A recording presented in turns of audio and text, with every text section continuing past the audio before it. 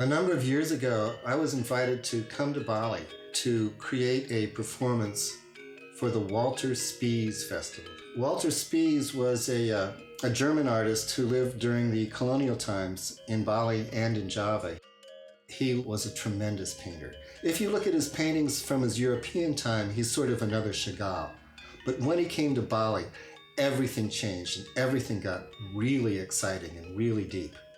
He had a vision which always inspired me. It uses shadows, it uses multiple perspectives. He was tremendously significant in terms of the development of what we know today as Bali. He lived really close to the people.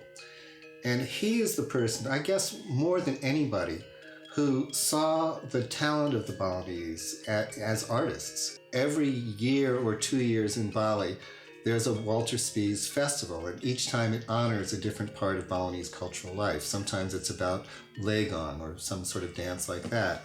The year I was invited to participate, it was about shadow theater.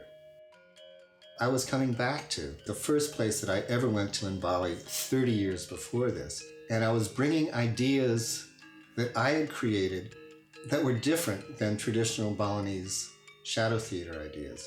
I had created a style that was based on a deep appreciation of Balinese theater, but it also was incorporating ideas from the world of cinema.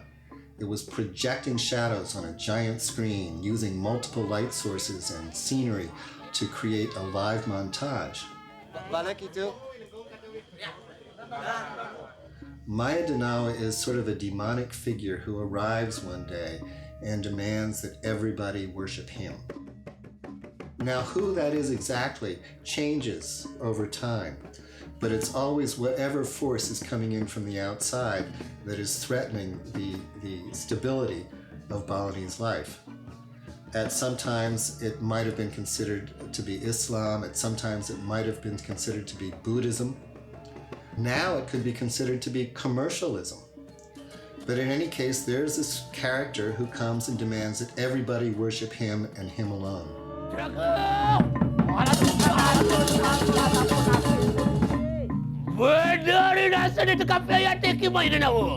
Ultimately, the entire village, the entire island is threatened by this guy.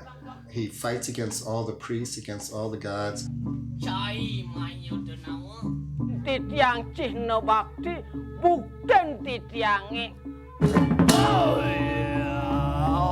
The island makes a pilgrimage to a sacred mountain and calls for the god of the gods to come and help them.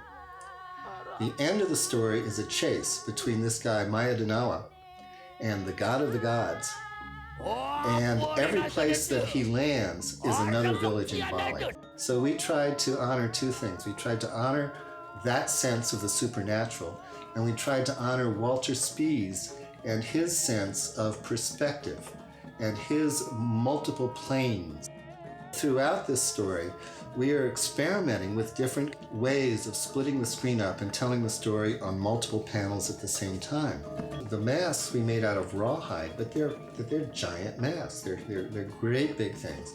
Dewa Berata is sort of the leader of the group in this village in Pengosekan, and he's both a fine artist and a composer.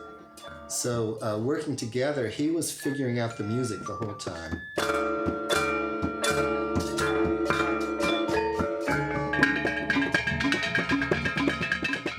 And the sets, and we would look at some of Walter Spies's drawings, and then we would try to think of our story and how does this fit with that, and where can we put the mountains, and how can we play with scale.